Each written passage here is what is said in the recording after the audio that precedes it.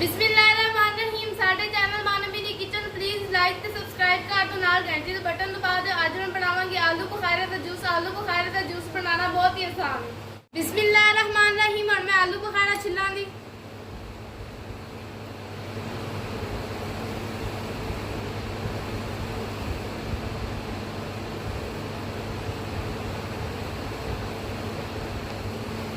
आलू बुखारे का जूस इंसानी जिस्म वास्ते बहुत मुफीद हुंदा है।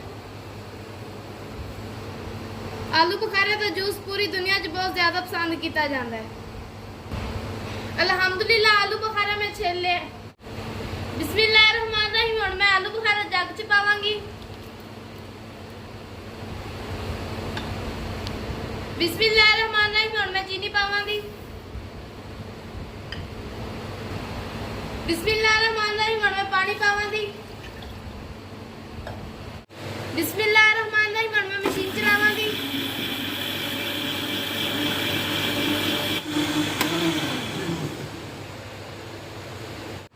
अल्हम्दुलिल्लाह आलू बुखारे का जूस तैयार हो गया। मैं गिलासा पावांगी। बिस्मिल्लाहिर्रहमानिर्रहीम।